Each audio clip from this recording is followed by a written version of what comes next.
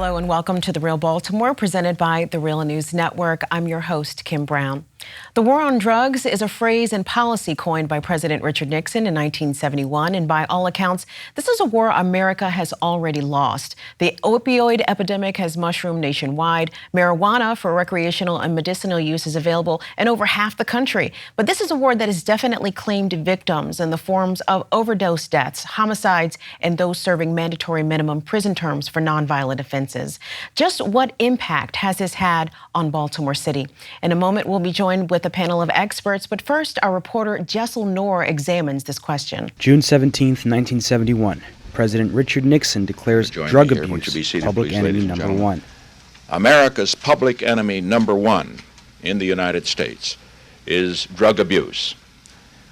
In order to fight and defeat this enemy, it is necessary to wage a new all-out offensive. Decades later, former Nixon advisor John Ehrlichman told Harper's Magazine this declaration was an excuse to criminalize Nixon's main enemies, the anti-war left and black people. 4.5 decades later, the impact is not in dispute. The United States locks up more people than any other country. Some 2.3 million people are behind bars. 500,000 of those are for drug offenses. Disproportionately low income and people of color. 1 in 8 black men spends time in jail during their lifetimes. Decades of mass incarceration has left generations with criminal records and unable to get stable employment or housing, only further exacerbating the cycle. Mass incarceration is also big business.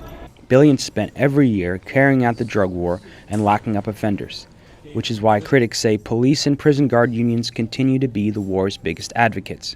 Baltimore was particularly hard hit by the drug war.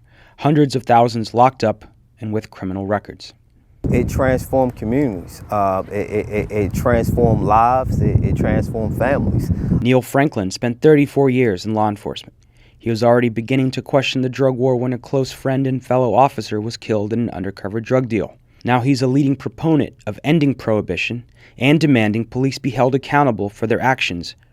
He testified for the prosecution of the 6 officers charged with killing Freddie Gray. Here the police are given a task to do that's an impossible task in enforcing these drug laws where nothing gets better, nothing improves, whether it's the violence generated from the drug trade, whether it's the corruption that comes from it, whether it's the purity of drugs and the adulterated drugs that are on our streets, the amount of drugs that are on our streets, the fact that kids are recruited into this. Nothing improves from the war on drugs. And at the end of the day, our police officers, because of what they're forced to do, are treating everyone the same. You know, everyone's has become a warrior in this war on drugs, whether it's the police and the community or the boys on the corner fighting each other, and everyone becomes your enemy. Drug arrests are down dramatically since 2014 when Maryland decriminalized marijuana and since the police began deprioritizing arresting drug users. Let's be honest here. We can't ignore the damage that was already done. You can't implement this type of brutality, the war on a community, the war on black folks, and then say, well, you know, we're going to change directions a little bit and we're going to go after violent offenders, and we're going to dismiss or ignore the havoc we have caused thus far. But public defender Todd Oppenheim, who represents felony cases, says the cycle of incarceration continues. You know, with a lot of the felony cases, the general perception is that dealers and gangs and people who are involved in violence have to still be prosecuted under these serious drug laws.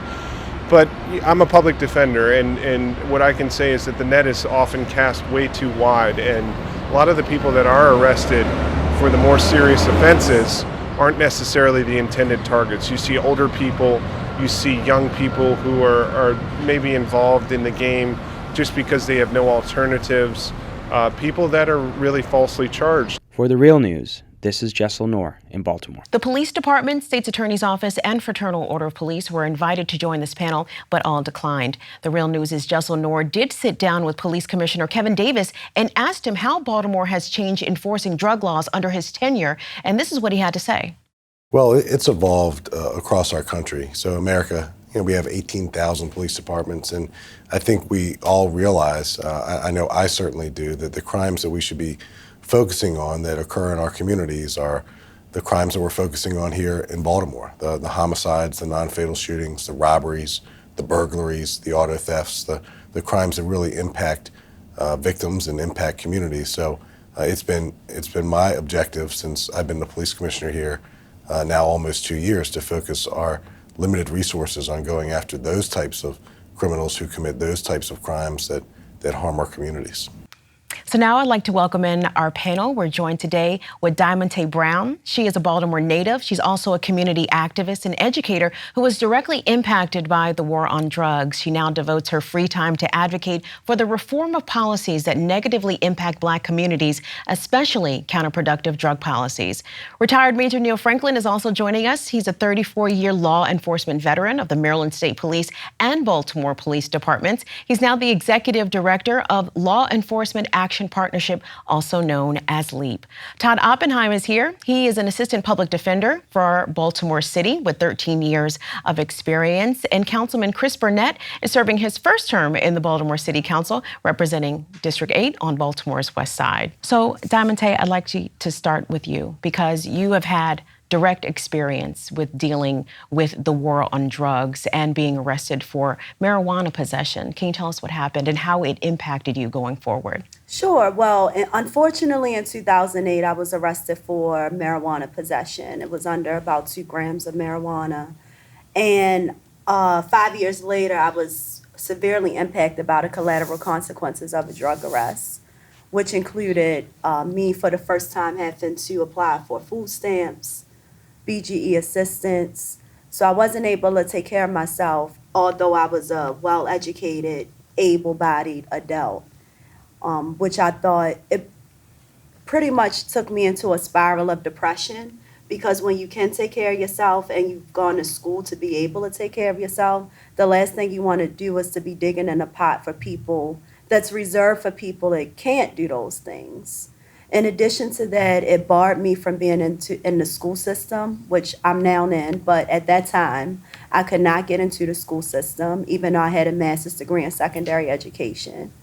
And on top of that, not only could I get into the school system, I couldn't get any job that was sufficient enough to pay my bills. So I ended up working at BJ's overnight for about $9 an hour, which was not enough to pay my mortgage. So then I had to rely on friends and family. So this didn't only impact me, but it also impacted my friends and family members.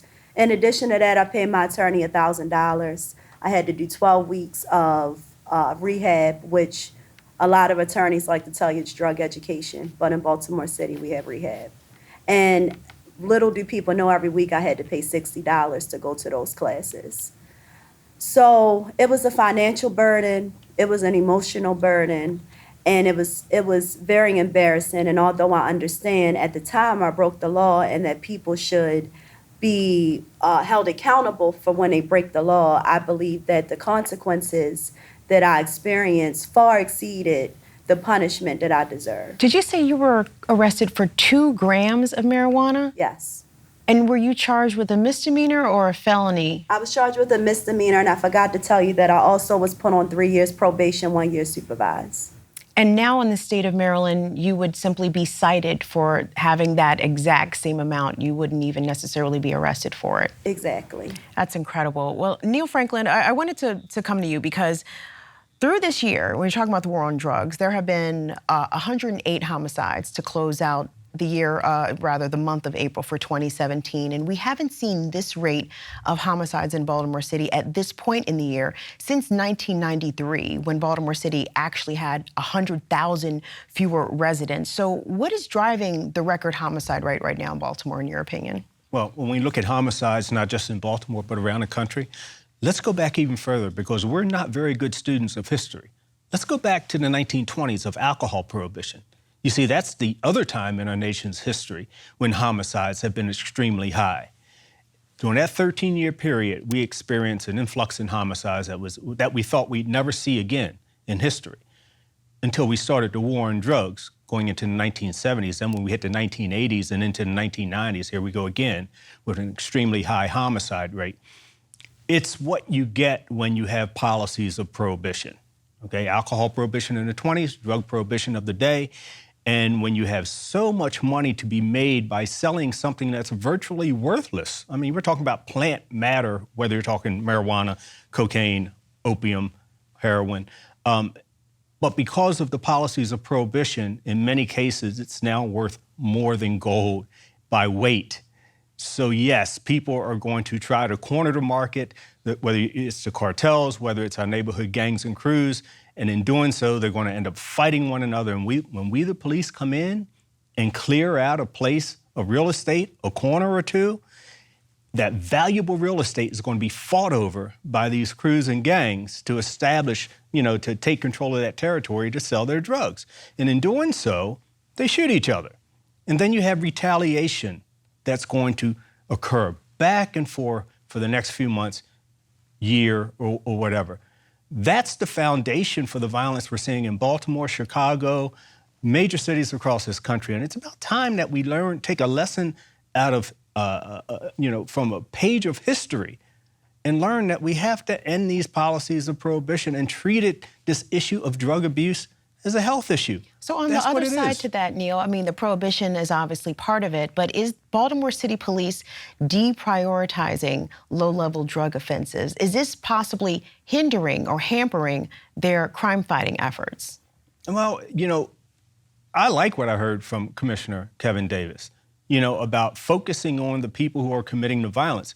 Because let me tell you something, it is possible to have an underground drug trade. It is possible that is not as violent, and if we send a message, at least in the city, that, hey, if you're out there committing acts of violence, if you're using guns, we're coming after you. We're going to focus what limited resources we have on you. Now, if you're conducting your business and you're not shooting one another, then maybe we're not going to look at you so hard. But for those that are carrying the guns and shooting each other and causing the chaos in our neighborhoods, yeah, we're coming after you. Under these policies of prohibition, it's really the best that you can do because we can't afford a cop on every corner. It's just not practical, so you've got to change the policies. Unfortunately, our commissioner, Kevin Davis, is not in a position to do that. We, collectively, as citizens, need to force our elected officials to change those policies. Well, we actually did speak with Police Commissioner Kevin Davis, and this was his response. Well, you're aware that the state of Maryland decriminalized the possession of marijuana under 10 grams. And it's been my experience in my 25 years doing this job that someone in possession of less than 10 grams of marijuana more than likely possesses that for personal use. It's also been my experience that arresting people who are addicted to drugs, and in Baltimore, the drug of choice is heroin, and we're in the midst of an opioid crisis. So are we going to spend our valuable time and resources and limited assets arresting people who are addicted to drugs? I think we've been there, done that, and I would much rather spend my time going after people who rob, people who steal, people who carry guns, people who take lives of our neighbors. So I understand the critics, and you're kind of in a catch-22 situation when when people from opposing sides of an argument present their views, and I understand both viewpoints, but I think we can still gather valuable information and not engage in those type of low-level drug arrests. And just last year, as an example, the tips that the Baltimore Police Department received for homicides went up 116%.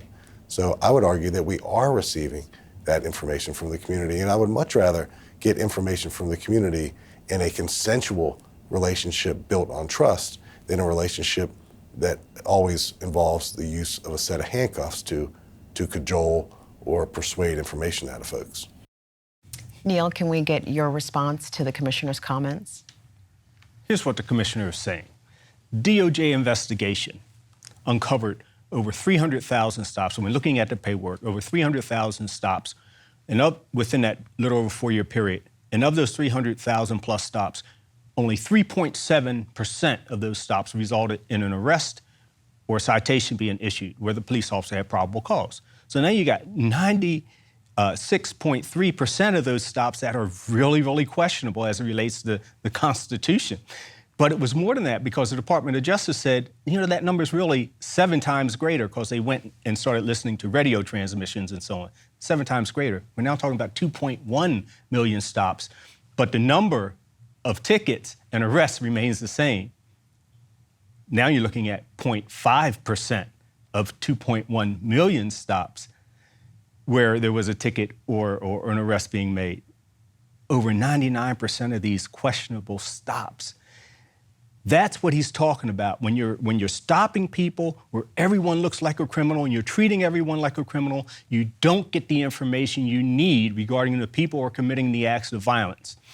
What he's talking about is improving police-community relations, no longer harassing people who aren't out there shooting and causing the violence in our communities.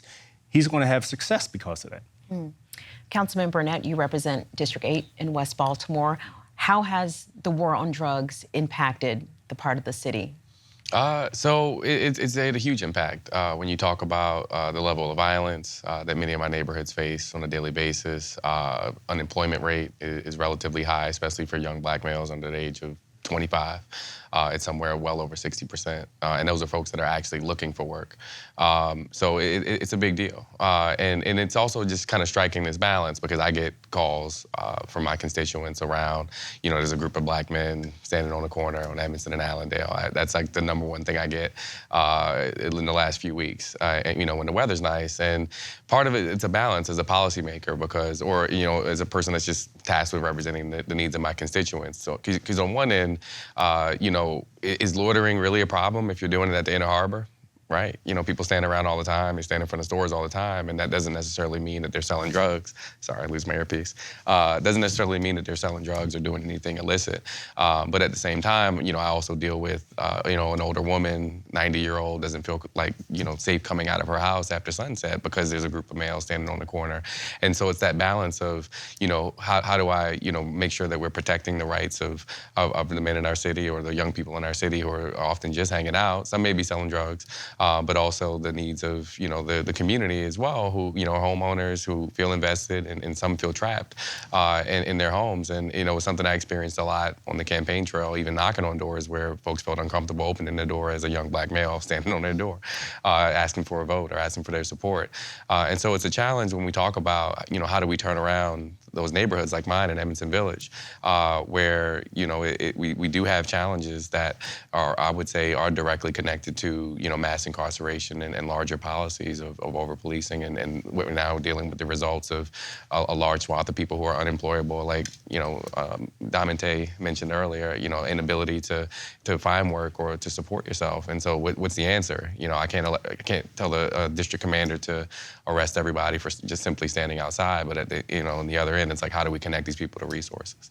Indeed, and we did speak with Kevin Davis about the impact of the consent decree recently signed between the Department of Justice and the Baltimore Police Department. And let's get your response to this, Councilman. Well, I can only speak for what I've done since I've been the police commissioner since 2015. And that Department of Justice report goes back to 2010. And we fully cooperated with that Department of Justice patterns or practice investigation. I'm an advocate of the consent decree. I think it's going to be something that makes our police department better, both with the crime fight and the community. I lived through a consent decree experience right here in Maryland, in Prince George's County. So I've got an experience with an organization that had a troubled history, and we became better thanks to the consent decree. So again, the work that police officers do in communities has to be consistent with the values of our community. And I think it's just important in the midst of a surge in violent crime that's taking place not only here in Baltimore, but in other American cities, to focus on the violent repeat offenders, to focus on the guys who are carrying guns on the street. So the police department has stopped making large arrests of low-level drug offensive. We just heard from the commissioner. So they're now going after violent repeat offenders. I actually want to switch this question to you, Todd, because you work on this hands-on. As a public offender that represents felony cases, what do you have to say to what the commissioner just said? The war on drugs is a huge mechanism, and it's getting better, and the DOJ report kind of pointed out the atrocities that have been going on with policing. But it's such a huge mechanism that's slowing that down there's so many parts to it that depend on it, from, you know, the jail industry to police officers to the prosecutors to me. I mean, my job is largely in part because of the war on drugs. About half of my cases are drug cases. So we see things getting better with petty drug arrests and misdemeanors, especially in terms of bail. Those people are now on the street as they await court, presumed innocent, rather than sitting in jail being forced to take pleas or you know, lose their lives while they await trial. But felony cases are still being handled in this, you know, mass kind of war approach. The Justice Reinvestment Act that Governor Hogan signed into law that was sort of designed to usher in some sweeping changes to drug sentencing guidelines, including eliminating the disparity between crack cocaine and powder. In your practice and what you've observed in your cases, has this helped any on that aspect of it, or at least from cocaine perspective? Those are federal issues, and I only work in the state system. So they've made, from what I've heard, and I do have clients that also have federal cases, so it has made a difference in the federal system. The Reinvestment Act is now really kicking in, especially in October. Kind of what Diamonte was saying, with those petty convictions, even for marijuana, there was a point when those were non-expungible. That means permanent on your record. So starting in October, for the first time ever, you'll be able to get those expunged. And that's not just for marijuana, because of course that's legal and that's a thing that we should all do, but it's also for other forms of CDS, controlled dangerous substances like cocaine and heroin. So those are going to be huge, and it's also going to keep us pretty busy because we need to get in touch with people in the community that are out there affected in their searches for employment, for loans, and for housing, that could really benefit from having that stuff wiped from their record.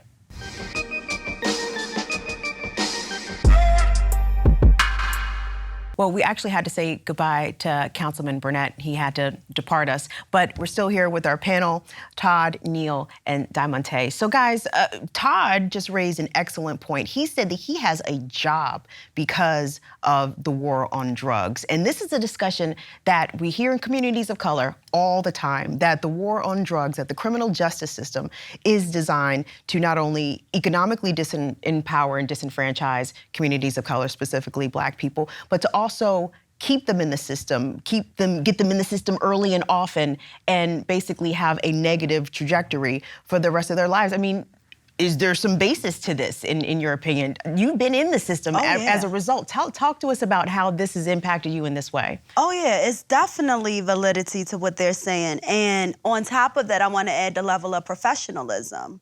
I don't have any statistics on it, but a lot of times most marijuana users, we're professionals, working professionals, people that have money, that can pay for things, like drug education classes every week, like I had to pay. The other people that I was in rehab with, the people that were addicted to crack, cocaine, people that had very serious drug problems, they did not have to pay for their treatment. I don't know how they paid for it, but they didn't have to pay for it. I had to pay for it out of my pocket. And yes, I did have health insurance that did not pay for it. And so clearly we're not looking at this as a public health problem like Neill was saying. It's a way to generate revenue, like getting me to pay for my own rehab. And I mean, are we seeing that expressed in the way that the opioid epidemic is being treated now? Because if you're from Baltimore, heroin is not new to Baltimore. Opioid addiction is not new to Baltimore, but for a very long time, it was criminalized. You were caught with heroin, you go to jail. Now that the demographics of the heroin user-abuser has changed, there's a lot more empathy and emphasis on treatment as opposed to criminalization and mandatory minimums. Are you seeing this in your work, Todd? Absolutely. The opioid epidemic has entered the lexicon because the crisis has entered white suburban communities. It's been going on my entire career, and my career is relatively new in terms of Baltimore's history. I mean, it's been going on for decades in urban areas where hard drugs have hit populations the hardest. And there's all sorts of reasons why you can get into as to why they were introduced into those areas first. But it's on the radar now as something that should be less inclined to be in terms of the criminal justice system, because these other populations are being affected, not just black people. So is the war on drugs a war on black people, Neill Franklin? It's always been a war on black people. Just ask John Ehrlichman from the Nixon administration.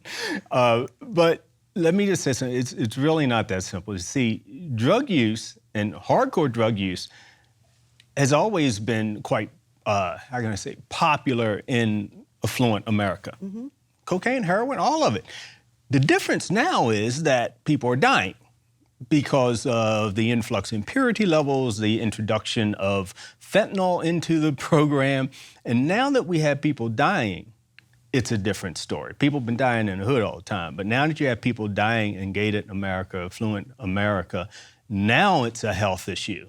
You know, there's been a change with the pharmaceutical industry as DEA is putting pressure on doctors to pull people off of opiate medications, and then they end up going to the street. And of course, when you go to the illicit market, you have no idea what you're getting.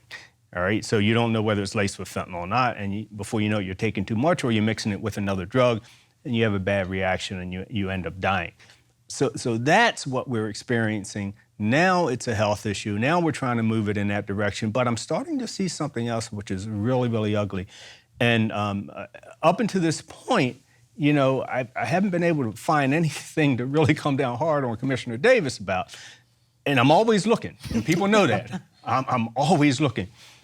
But I heard that we may be using members of our homicide unit here in Baltimore City to go after people who may have been involved in distributing fentanyl-laced products. That was reported in the Baltimore Sun, you know, yes. And what we're seeing in other counties around this state and in other states is that they're going after people and be charging them with homicide and manslaughter if they're involved in distributing that to someone else. Most of the people who sell drugs or distribute drugs are addicted themselves. Okay, and they're selling to manage their own addiction so that they're not committing burglaries and not committing robberies and violent crimes. And now, instead of giving them the treatment and putting them in the place of health where they should be, we're going to be continuing along this failed criminal justice model. It's a really bad place to go. It's an emotional response. It's not well thought out. We're not looking at data, and we're not looking at what other countries are doing and having great success at. Unfortunately, this is the United States, and we can't follow other countries. Well, I wanted to ask you all, is Maryland's opioid problem really Baltimore's opioid problem? Because the focus seems to be that Baltimore is the epicenter. Baltimore is where, I assume, the heroin is coming in through the port. I don't really know how the heroin gets to Baltimore, but it doesn't seem to have a problem finding its way on city streets and has been that way for quite some time. But we see a lot more white opioid addicts on the streets of the city now that may not have been there 10 or 20 years ago. So the default assumption is the counties are sort of farming their addicts onto Baltimore City, and Baltimore is in fact bearing the brunt of the state's opioid crisis. What are your thoughts about that, Todd? I think the other counties are still experiencing their own level of prosecuting these serious offenses. No, I think it's just been traditionally a place for suburban addicts to come because the supply is here. Mm-hmm. And it's always interesting to see that type of case being prosecuted in the city because you see a reaction from the system that it's almost like, and I'm kind of torn as a defense attorney because I don't like the war on drugs. I don't like the way it's perpetrated upon people. But at the same time, I don't like the rural perception of the city as this cesspool or whatever. Mm-hmm. And so the justice system, sometimes you get the wrong judge, they'll come down hard on somebody for coming in here and taking advantage of the city. And then I'm kind of torn because I'm a city resident and I see the disproportionate impact of the war on drugs on our people. But at the same time, I don't want people coming in who are the same people that are calling into question who we are and how we live here. Right. I want to give you all opportunity to have a parting shot. Diamonte, what do you like to say to close out the show? Well, I just want to say that, like you said very gracefully earlier, the war on drugs is really, to me, a war on Black people. It's been, over decades, been a way to incarcerate Black people by the masses. It looks different, but it becomes the same result. And it's a very difficult issue to tackle because, unfortunately, the power we need, the directly impacted don't have the power that they need to make the effective change. And right now, the powers that be are not the ones that are directly impacted by what's going on. Therefore, the solutions are not immediate, and the solutions are not the best solutions for what's going on. Neill Franklin. Let's take a page out of history and learn from that. We've experienced the same things from back then, the drive-by shootings, the running gun battles, the corruption. Bad booze was flowing through the streets back then. Now we got bad drugs flowing through the streets today. At every turn, conditions have gotten worse under these problems of prohibition. Everything that we're seeing happening, from homicides to corruption to the overdose deaths, it's all occurring under these problems of policies of prohibition.